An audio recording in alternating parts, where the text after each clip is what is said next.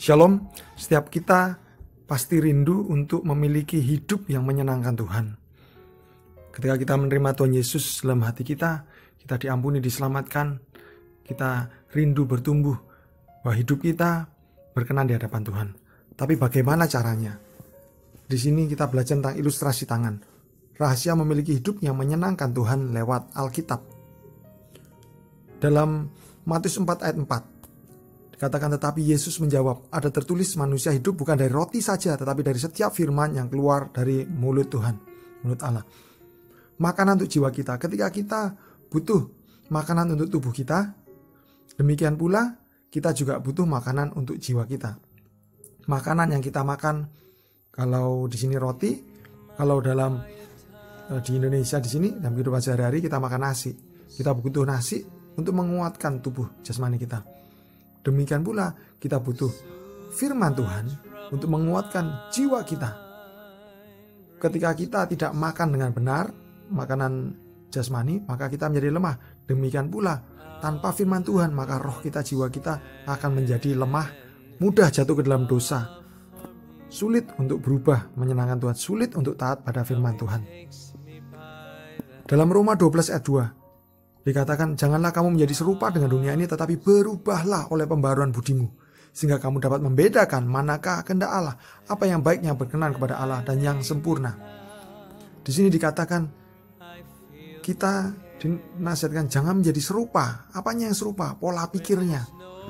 Tapi berubahlah oleh pembaruan budi. Pembaruan budi sini, kalau dilihat dari bahasa aslinya, adalah pembaruan pikiran. Pikiran kita harus berubah. Ketika banyak orang berpikir bahwa firman Tuhan tidak penting, baca firman Tuhan tidak penting, maka kita tidak mengikuti dunia. Kita berubah. Budi kita, pikiran kita berubah. Kita tanya apa yang penting buat Tuhan. Ketika Tuhan bilang firman Tuhan itu penting untuk makanan buat jiwa kita, maka kita lakukan yang benar. Kita lakukan yang penting sesuai dengan firman Tuhan. Untuk apa? Dikatakan di sini, sehingga kita bisa membedakan mana kehendak Tuhan. Apa yang baik, yang berkenan pada Tuhan, dan yang sempurna. Setiap orang ingin tahu apa kehendak Tuhan dalam dirinya. Ini hanya bisa kita ketahui apabila kita mulai merubah pikiran kita menjadi sesuai seperti firman Tuhan. Pikiran kita ini ibaratnya seperti software.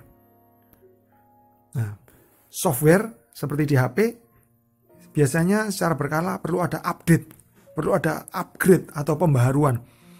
Ada beberapa software, aplikasi di smartphone kita, HP kita, apabila tidak diupdate, diupgrade dalam jangka waktu tertentu, maka tidak bisa dipakai lagi. Saya pernah mengalami waktu itu, kenapa aplikasinya tidak bisa dibuka? Ternyata ada notifikasi mengatakan, mohon update aplikasi Anda di Google Play. Demikian pula, apabila pikiran kita tidak diupgrade, maka yang terjadi, kita tidak bisa menyenangkan Tuhan. Kita tidak bisa mengerti apa itu kehendak Tuhan. Kita tidak bisa mendengar suara Tuhan dengan jelas. Kita nggak ngerti apa yang baik. Banyak hal yang disangka orang baik, tapi ternyata belakang-belakangnya tidak baik. Kita nggak bisa mengerti apa yang berkenan kepada yang Tuhan dan yang sempurna jika kita tidak mengerti firman Tuhan. Lalu pertanyaan selanjutnya, bagaimana supaya kita bisa mengerti firman Tuhan?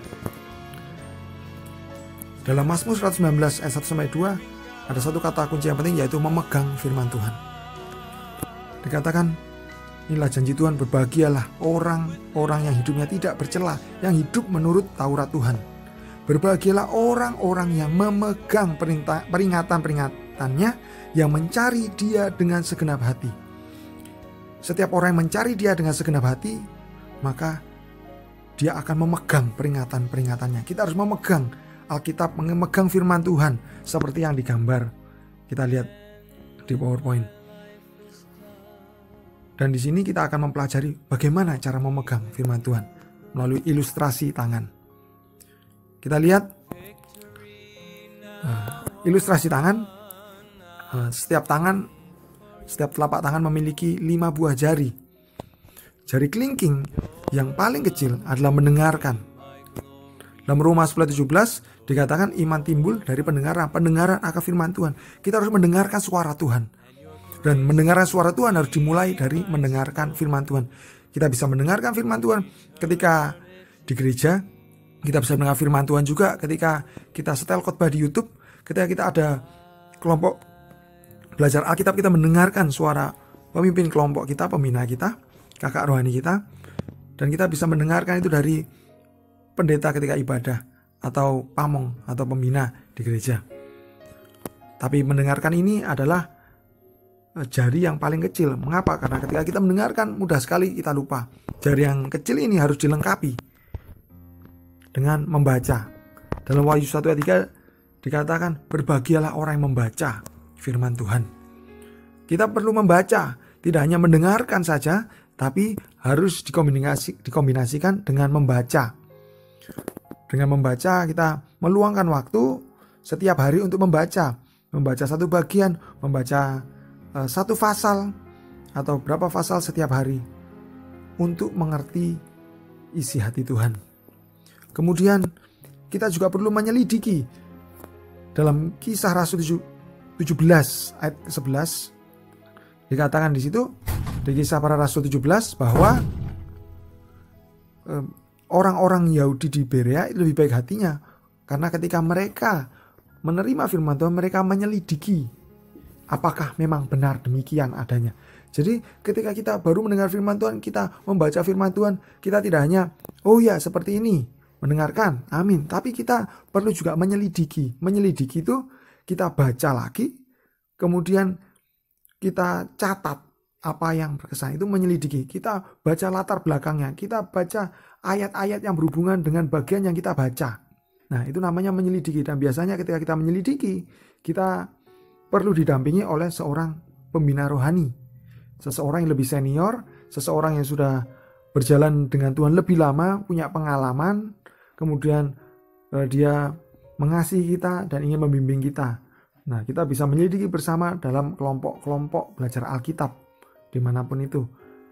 Dan ketika kita sudah cukup lama menyelidiki, kita menerima pengajaran, ketika kita sudah cukup dewasa, cukup mengerti, maka kedepannya kita juga membantu orang-orang yang lebih baru mengenal Tuhan dibandingkan kita, yang lebih muda rohani. Kita bisa membantu mereka menyelidiki firman Tuhan. Kemudian selanjutnya, yang keempat adalah menghafal. Dalam Mazmur 119 ayat 11 dikatakan, dengan apakah seorang muda mempertahankan kelakuannya bersih? Dengan menjaganya sesuai dengan firman-Mu. Dalam hatiku aku menyimpan janji-Mu supaya aku jangan berdosa terhadap Engkau.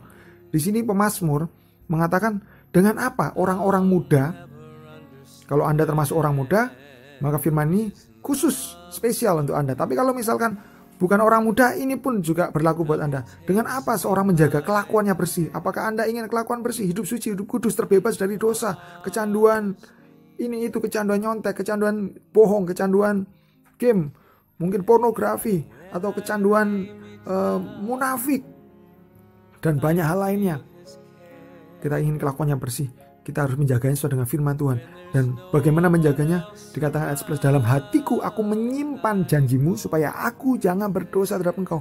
Dengan bagaimana kita menyimpan firman Tuhan dalam hati? Dengan cara menghafal.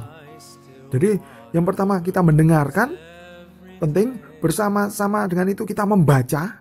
Kemudian tidak hanya mendengarkan dan membaca, tapi kita luangkan waktu, mungkin seminggu sekali, kita menyelidiki bersama di dalam kelompok belajar Alkitab. Kemudian kita di situ kita belajar menghafal ayat-ayat firman Tuhan yang penting dan berkesan buat kita. Dan di sini kita mulai sebuah kebiasaan yang penting untuk memegang. Tapi di sini 4 jari ini tidak bisa memegang Alkitab dengan benar seperti digambar apabila tidak ada ibu jari yang paling penting, yang sangat krusial, yang sangat fundamental. Apakah ibu jari ini? Merenungkan. Dalam Yosua 1:8 dikatakan, janganlah engkau lupa memperkatakan kitab Taurat ini, tetapi renungkanlah itu siang dan malam, supaya engkau bertindak hati-hati sesuai dengan segala yang tertulis di dalamnya. Sebab dengan demikian perjalananmu akan berhasil dan engkau akan beruntung. Di sini sangat jelas dinyatakan Yosua 1:8, jangan lupa memperkatakan kitab Taurat. Kitab Taurat ini artinya firman Tuhan. Tetapi renungkanlah itu siang dan malam. Bukan hanya direnungkan seminggu sekali, tapi direnungkan setiap hari. Dan di sini bahkan bukan hanya setiap hari, tapi siang dan malam. Bukan siang di sini bukan siang hari, tapi day and night, ketika matahari muncul, dan malam ketika matahari tenggelam. Jadi pagi-pagi kita baca Alkitab, kita renungkan, kita bisa catat itu yang kita dapatkan, supaya malam harinya kita masih bisa merenungkan. Jadi setiap hari kita renungkan firman Tuhan siang dan malam. Supaya apa? Kalau kita merenungkan, kita bertindak hati-hati sesuai firman Tuhan. Merenungkan itu dalam bahasa aslinya seperti orang makan, orang mengunyah makanan. Kalau mengunyah makanan nggak bisa sekali dua kali, mengunyah makanan selalu berkali-kali, 1, 2, nyam, seperti itu berkali-kali. Artinya apa? Dipikirkan berkali-kali. Itu artinya merenungkan. Anda baca satu pasal atau 1, 2 kalimat firman Tuhan yang berkesan, Anda baca lagi, dipikirkan lagi. Itu namanya merenungkan, sampai akhirnya kita dapat sesuatu dari situ. Tuhan berbicara pada kita, oh ini berkesan.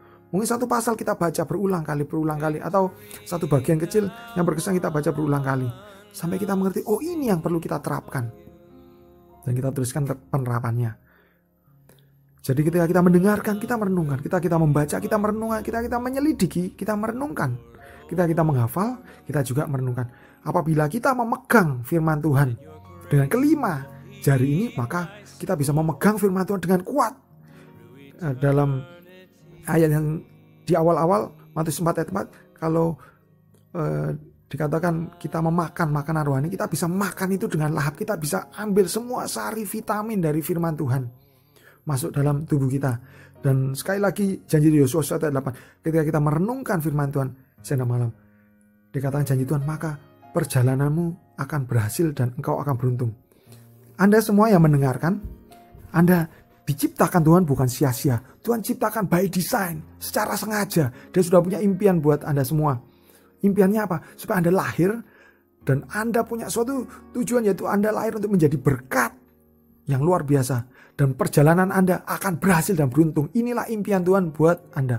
Kalau Anda merasa tidak yakin untuk apa Anda hidup, Anda ragu-ragu, kembali pada firman Tuhan. Pegang apa yang Tuhan katakan. Dalam Yosua 8, Tuhan suruh Anda merenungkan siang dan malam. Tuhan suruh Anda mendengarkan, membaca, menyelidiki, dan menghafal. Karena Tuhan mau perjalanan Anda akan berhasil. Dan Anda akan beruntung dalam sekolah, dalam pekerjaan, dalam setiap hal yang Anda lakukan. Selamat menerapkan. Tuhan Yesus memberkati.